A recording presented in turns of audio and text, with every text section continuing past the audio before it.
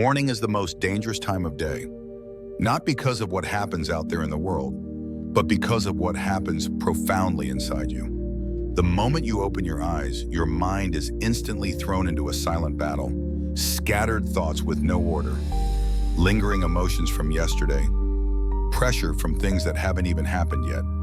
And guess what usually wins? Instinct, hurried reaction, impulsive responses. Meanwhile, the rational part of you, the part that steers your life with intention, is still half asleep, vulnerable. That's precisely why the ancient Stoics always began their mornings with a moment of stillness, a deliberate pause.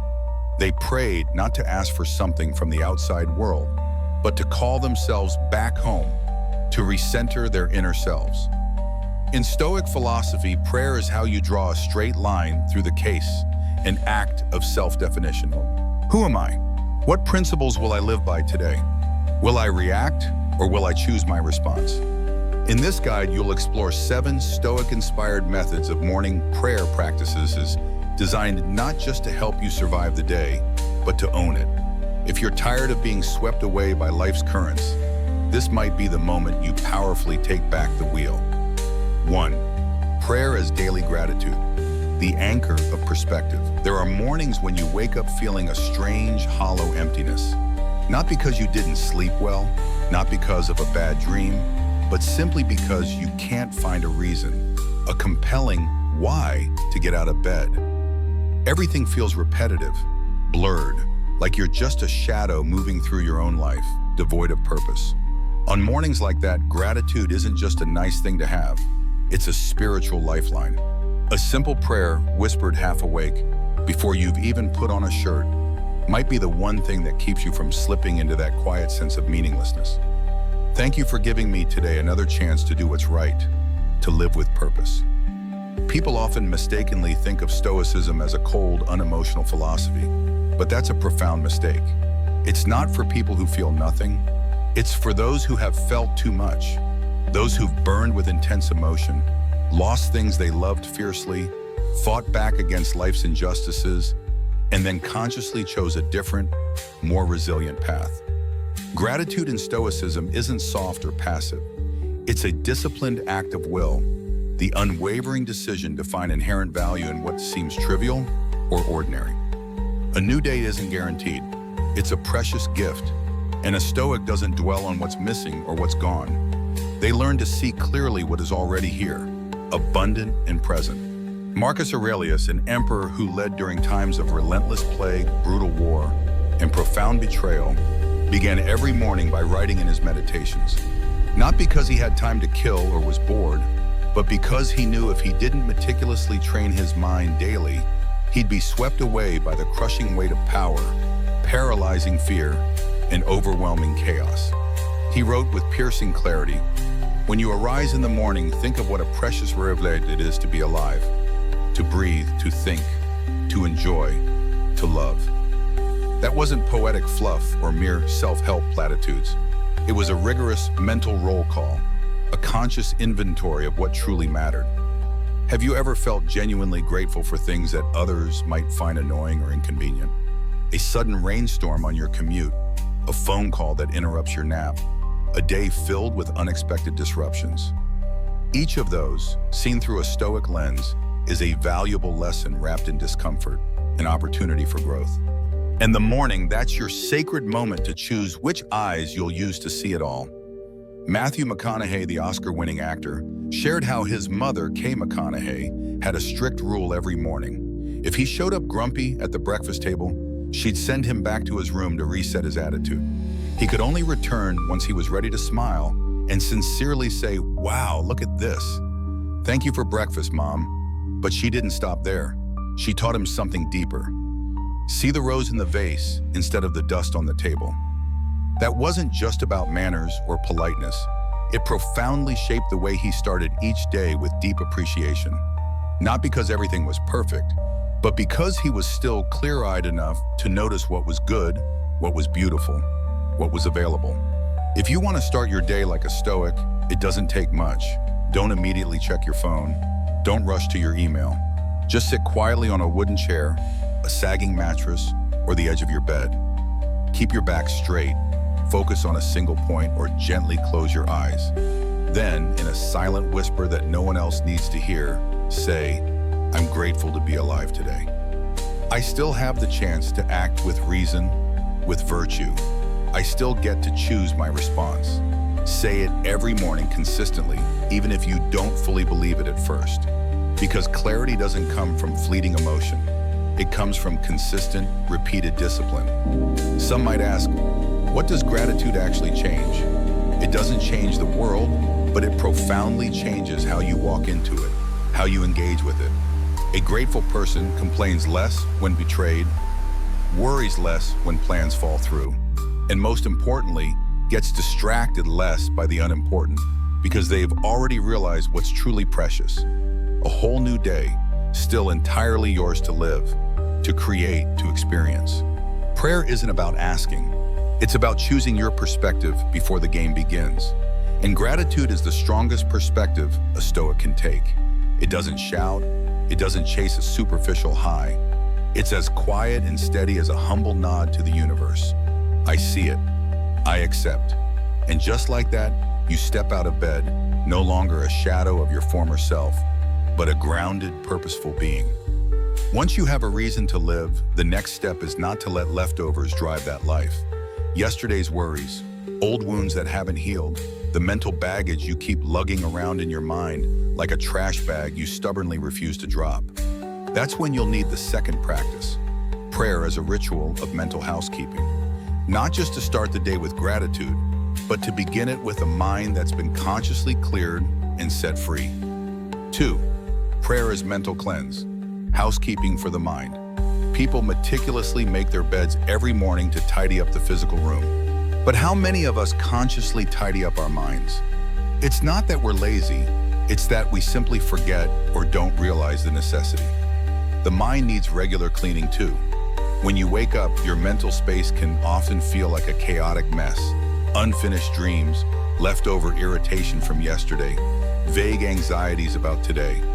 If you don't actively clear that clutter, you'll carry it with you, subtly affecting every interaction and decision all day long. Prayer through the lens of a Stoic isn't about religious worship. It's about profound mental hygiene. It's like sitting quietly, opening the inner windows of your mind, and letting yesterday's accumulated dust and debris simply blow away. Someone once asked, if I don't believe in God, should I still pray? A great question, because at its core, prayer isn't about who you speak to. It's about awareness. It's that sacred moment you realize, I am not my thoughts. I can observe them, filter them, and decisively reject what doesn't serve my reason, my purpose. This isn't a thing you do when you have time. It's what you must do the very moment you wake up. If you don't want your own mind dragging you through the day like a kite with a snapped string, if you want to steer your own course, this is essential. Morning is when we're most vulnerable, defenseless, unfocused, half awake. One ill-timed message, one negative glance, one meaningless thought can instantly flip your entire mood and derail your day. That's why Epictetus emphasized, no man is free who is not master of himself. And no one masters themselves by leaving their mind like an unguarded field, open to every invading thought. Prayer is the first fence, not to keep bad things out, but to keep the good from drifting away, to protect your inner sanctuary. Imagine yourself as an architect. Each morning you get to redesign the house of your mind in just a few deliberate minutes. Sit still, close your eyes, and ask, what am I holding on to that doesn't belong to me, that doesn't serve my purpose today? Maybe it's a critical comment that made you feel small, a situation that left you with lingering guilt, a disappointing result that made you want to quit. Write them down, face them directly, acknowledge their presence, then consciously let go. Not because you're avoiding them, but because you powerfully refuse to let them drive your life, your actions, your emotions. Here's the surprising truth. The more chaotic the external world becomes, the more desperately we need inner silence. And the busier we are, the less we should begin our days in frantic haste. Prayer is where you ask for peace, not to escape the battle, but to fight it without losing your way, without losing yourself. As the Bible says, "And the peace of God, which surpasses all understanding, will guard your hearts and your minds in Christ Jesus." Peace is not the absence of problems. It's the strength to walk through them without breaking, without being consumed. The more modern we become, the more profoundly we crave ancient moments like this. No tech, no pings, no one but ourselves in the profound silence. Billionaire Ray Dalio, founder of Bridgewater Associates, the world's largest hedge fund, once shared that he meditates twice a day without fail as a way to reset the operating system of the mind. That's a powerful form of prayer, wordless, perhaps, but full of unwavering intention and disciplined focus. It helps him start each day alert, clear-headed, instead of being dragged around by the relentless demands of work or the unpredictable fluctuations of the market. So if you want to start living like a Stoic, you don't need to change your whole life right away. Just fundamentally change how you start your day. Before opening your laptop, checking messages, or reading the news, pause, breathe. Ask yourself, am I carrying something I don't want steering the wheel today? Then consciously clear it out. Write, breathe, or simply sit in stillness and let go. That is prayer in its most practical, grounded, and powerful form. And once you learn to clean your mind each morning, you'll notice fewer things will get under your skin. Fewer people will drain your energy because you've entered the day as a master of your own mind, not a passive victim of external circumstances. But cleaning isn't enough. One more thing is needed to keep your mind steady throughout the day. Humility. Because if the mind is fire, the ego is wind. Without profound humility, inner peace won't last. And that's where we'll continue into the next lesson. 3. Prayer is humble reminder. Accepting your limits. There's a quiet kind of confidence in people who wake early, but don't rush into the day. They don't hurl themselves into the world like they're fleeing something or desperately trying to keep up. They pause, take a deep, centering breath, not to attract positive energy, but to remind themselves of something simple, yet profound. Today might go badly, and that's not a scary thought. In Stoic philosophy, the first thing you're taught isn't how to master your emotions or conquer adversity. It's to fundamentally accept your limits. Prayer in this spirit isn't a conversation with the divine, a plea for external intervention. It's a purposeful silence that makes one truth unmistakably clear.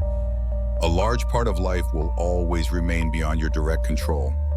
Other people's fleeting feelings, the unpredictable behavior of the world, the weather, the inevitability of death, the complex dance of love. When you pray in this way, you're not asking for things to go your way. You're laying down the belief that you're entitled to that life owes you a specific outcome. There is no better training for true humility than admitting this. You can do everything right, follow every rule, execute every plan perfectly, and things may still fall apart. The real question is not, why is this happening to me? But who will I be when it does? How will I respond?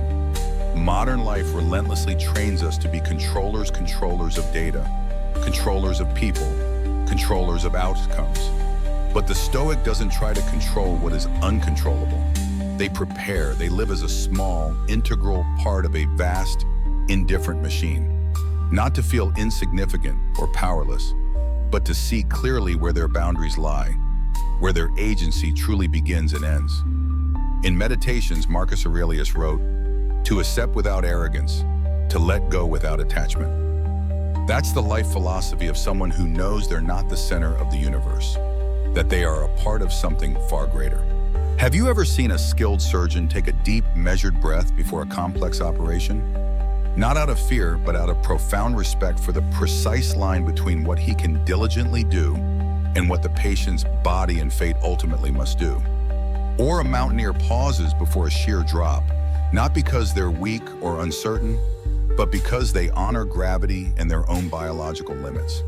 Humility is the ability to accurately read the map of your limits and not rebel against what you can't rewrite, what you cannot change. If you've ever been disappointed by a relationship that didn't work out, a passion project that failed despite your best efforts, or a sunny day that suddenly turned to rain just before your big trip, maybe you momentarily forgot. You don't control life's unpredictable currents. You only control your response to it. And in that very moment, prayer is simply this: pausing midstream, staring straight at what you can't change and silently saying, I understand. I'm not angry anymore. I'll adjust. I will adapt. There's a small but powerful tool for this. Each morning, before speaking a single word, name 3 things you can't control today. Whisper them to yourself. Breathe them out, releasing them. Then with intention, ask, what in me needs to stay steady today? Maybe it's your calm, your kindness, your ability to withhold judgment, your discipline. That's how you train yourself to live like someone who gets it, without complaint, without illusion, without fear. Throughout history, those who've had the most lasting influence weren't the ones who controlled everything. They were the ones who acted with unwavering integrity, with profound purpose, even when they controlled nothing external. Nelson Mandela walked out of prison not demanding instant justice, but holding on to his dignity, his principles. Viktor Frankl, in a concentration camp, couldn't stop death, but he fiercely clung to his reason to live, to his internal freedom. They prayed in their own way, a quiet acknowledgement. I am small, but I am sovereign over my inner world. So why start your day by forcing the world into your rigid mold? Why not begin with this liberating reminder? I will enter this day without trying to bend it to my will. I just need to keep myself upright, keep my principles intact. That's the simplest prayer and the strongest. And if that prayer is enough to quiet your anxiety, to help you stand steady in your role, then maybe it's time to go one step further. Make a clear, unwavering commitment to yourself. No longer just passively accepting limits, but choosing deliberate action within those limits. That's the next phase. Not just living with awareness, but living powerfully by the principles you consciously choose. 4. Prayer is self-commitment, the morning vow. Morning is the one precious time of day when you can move slower than the rest of the world, when the alarm just stops ringing, when light hasn't yet poured fully into your room, when the noise and demands of the day still wait patiently at the door. That's your golden chance to meet yourself, unadorned, unfiltered. No roles, no masks, no demanding crowd. And in that raw authenticity, ask, how will I live today? Who will I be? Some people mistakenly start their mornings by immediately diving into messages, coffee, or emails. They wake up their bodies, but leave their minds behind, unguided, untethered. And so they spend the rest of the day reacting impulsively, without clear direction, without true agency, without inner strength. A Stoic would never do that. He wakes up, sits still, and stares inward as if facing a brutally honest mirror, reflecting his true self. No sugarcoating, no fake positivity. He asks, today, do I have the courage to not live like I did yesterday? To break old, unproductive patterns? In a noisy, demanding world, prayer becomes the secret doorway back into the control room of your life. The sacred space where you reprogram your thinking, redesign your identity, and choose again the unwavering self you'll bring to the world. It's the ignition point of powerful willpower. Rebirth never happens in noise.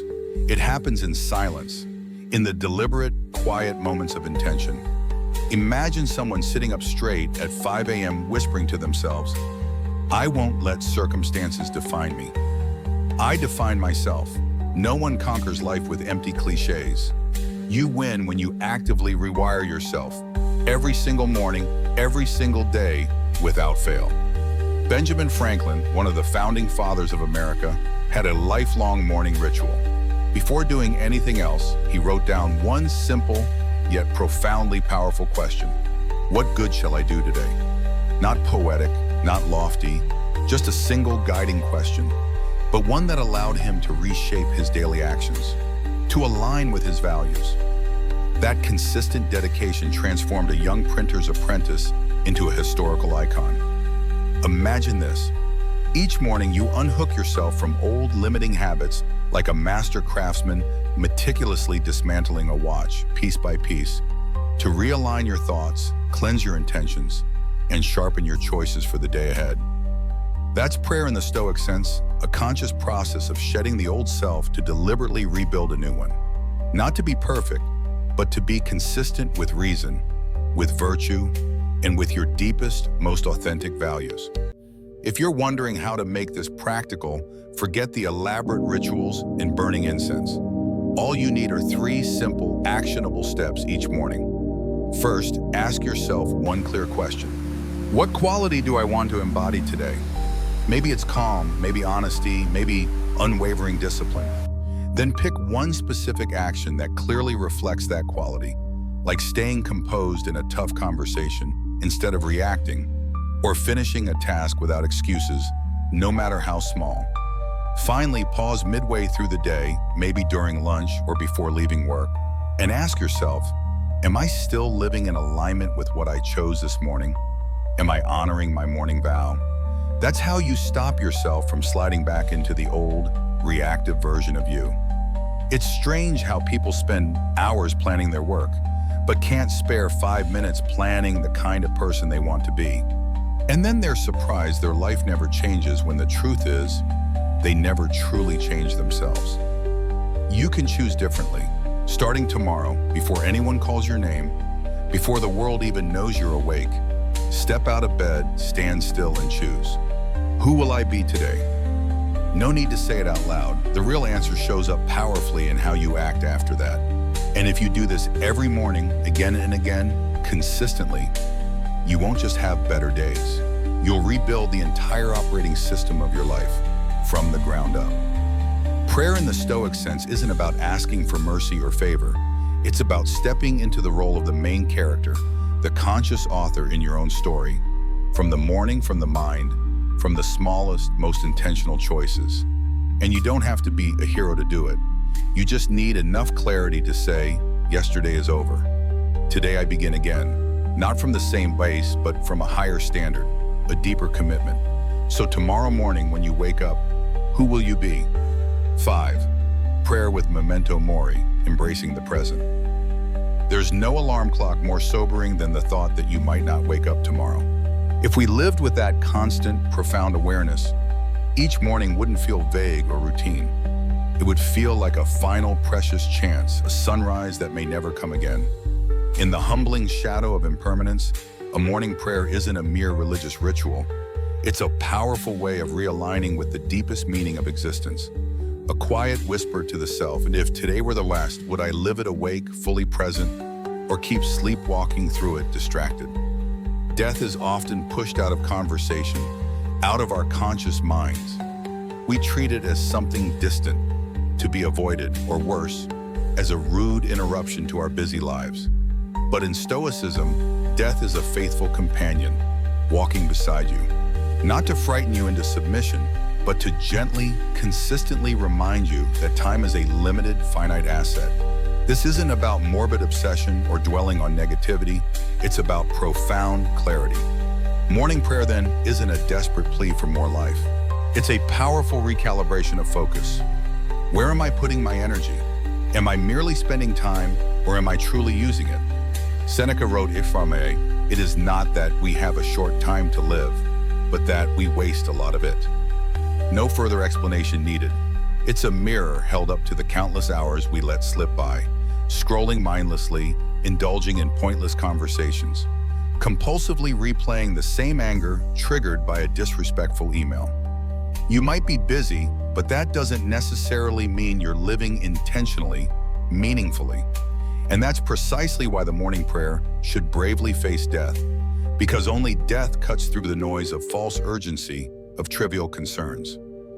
When he was president, Dwight Eisenhower highlighted the crucial difference between what is urgent and what is important. Some things feel urgent, demanding immediate attention, yet mean nothing in the grand scheme. Some things are deeply important, foundational to our well-being, yet are consistently delayed, never done. Death is the ultimate test, the ultimate filter. If you knew you had only days left, how would your priorities fundamentally change? What have you called important that's really just a social obligation, a superficial expectation? What have you consistently delayed, foolishly assuming you would always have time? Picture this, a new morning. Clouds drift by. Your loved ones are still peacefully asleep. The schedule looks familiar, routine, but inside, something is profoundly different. Not because there's a tangible warning sign, but because you consciously choose to live as if there's no next time, no guaranteed tomorrow. In this deeper sense, prayer is not about religion in a conventional sense. It's about selection, the profound sorting of real from fake, of the essence from excess. And in that clarity, you find freedom. Not because you're immortal, but because you've stopped fearing death's inevitable arrival, stopped being controlled by it. The terrifying question isn't, when will I die? It's, how many more hollow, unlived mornings will I repeat before death finally arrives? You can call yourself educated, rational, accomplished. But if you wake up each day without truly knowing why you're alive, you're merely existing. Real living, meaningful living, starts with powerfully remembering that time is borrowed, not owned. The practice isn't complicated. Before you open your calendar, before you speak to anyone, just pause, close your eyes, take a deep breath, and ask yourself, if this were the last time, how would I live today so I wouldn't be ashamed to look back, so I would have no regrets? No journal needed, no public performance, just your honest, raw answer. Maybe you'll choose to stay silent in an argument going nowhere. Maybe you'll say thank you to someone you usually take for granted. Maybe you'll reopen that manuscript you abandoned 6 months ago. Not because success is guaranteed, but because you finally run out of reasons to wait. That right there is the most alive kind of morning prayer a Stoic can offer. And if you're brave enough to face the end, then you're ready to learn something greater. Don't pray for things to get easier. Pray to grow stronger, because only when you know what will inevitably end can you truly begin to build something unshakable from within, something that endures beyond your fleeting existence. 6. Pray for strength, not ease. The resilience of grit. Most people begin their day hoping the world will be gentle with them. They wish for good weather, smooth work, pleasant colleagues, light traffic, and no annoying messages. And they mistakenly call that prayer.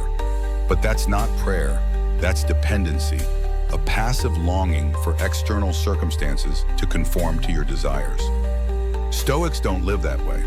We don't ask fate to go easy on us. We ask ourselves to be strong enough not to break, because we know it's not what happens that ruins a day. It's how we choose to respond to it. Marcus Aurelius once said, "The impediment to action advances action. What stands in the way becomes the way." Obstacles don't stop us. Obstacles are the path. And if they're the path, we can't pray for them to vanish.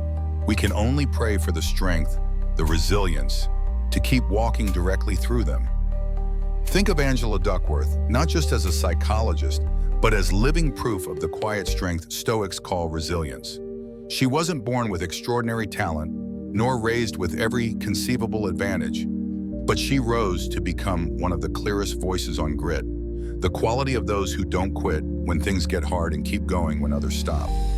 In her landmark research, Duckworth found that grit, not IQ, not talent, not background, is the strongest predictor of success. She followed cadets at West Point and discovered that those with the highest grit scores were the ones who survived the toughest phases of training, not necessarily the strongest physically or the smartest intellectually. That kind of strength isn't born. It's meticulously built through discipline, through unwavering commitment to hard things, through rising again, relentlessly, after every fall. Duckworth doesn't just talk about grit in lectures, she profoundly lives it. And what about you? When everything feels against you, are you learning how to stand tall, how to endure, or just quietly wishing things were easier, smoother? We've been taught how to avoid pressure, how to duck challenges, not how to carry it well, how to engage with it. But imagine this, pressure isn't a crushing weight meant to destroy you, it's resistance. The very thing your muscles need to grow, to become stronger, more capable. No one truly grows up in perfect, sterile conditions.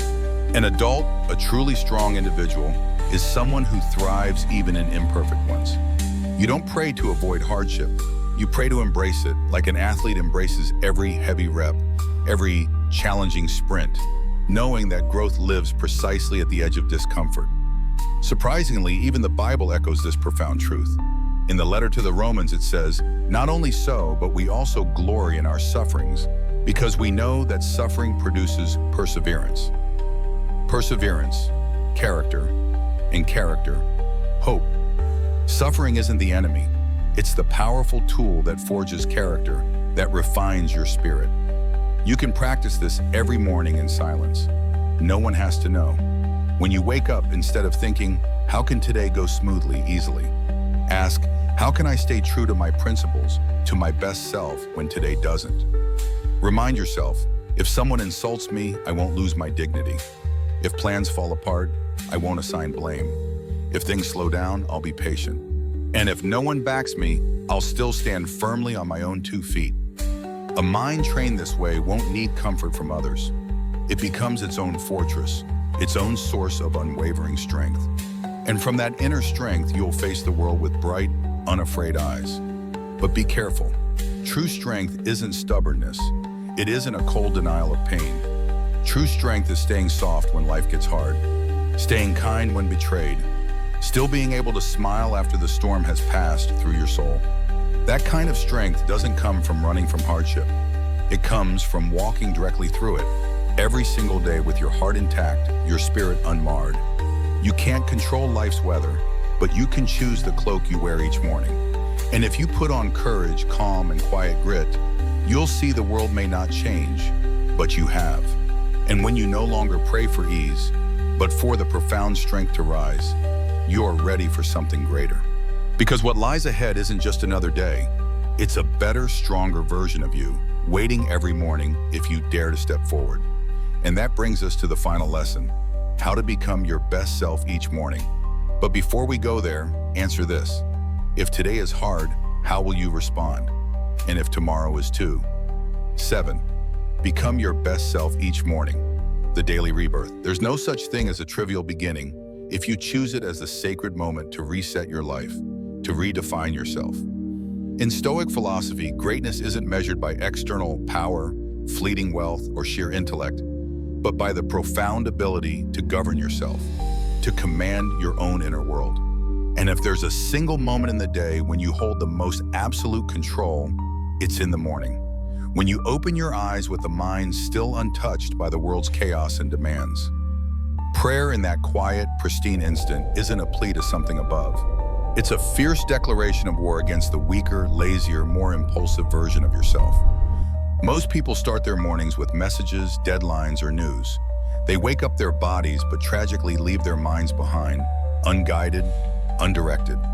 And so they spend the rest of the day reacting impulsively, without direction, without agency, without inner strength. A Stoic would never do that. He wakes up, sits still, and stares inward as if facing a brutally honest mirror, unflinching. No sugarcoating, no fake positivity. He asks, today, do I have the courage to not live like I did yesterday? To break free from old patterns, to forge new ones? In a noisy, overstimulated world, prayer becomes the secret doorway back into the control room of your life. The sacred space where you reprogram your thinking, redesign your identity, and choose again the unwavering self you'll bring forth to the world. It's the ignition point of powerful willpower. Rebirth never happens in noise. It happens in silence, in the deliberate, quiet moments of intention. When someone is sitting up straight at 5 a.m., whispering to themselves, I won't let circumstances define me. I define myself. They are actively shaping their destiny. No one conquers life with empty cliches or superficial affirmations. You win when you actively rewire yourself every single morning, every single day, without fail. Benjamin Franklin, one of the founding fathers of America, had a lifelong morning ritual. Before doing anything else, he wrote down one simple yet profoundly powerful question. What good shall I do today? Not poetic, not lofty, just a single guiding question, but one that allowed him to reshape his daily actions, to align with his values, to focus his efforts. That consistent dedication transformed a young printer's apprentice into a historical icon. Imagine this. Each morning you unhook yourself from old limiting habits like a master craftsman meticulously dismantling a watch, piece by piece, to realign your thoughts, cleanse your intentions, and sharpen your choices for the day ahead. That's prayer in the Stoic sense, a conscious process of shedding the old self to deliberately rebuild a new one.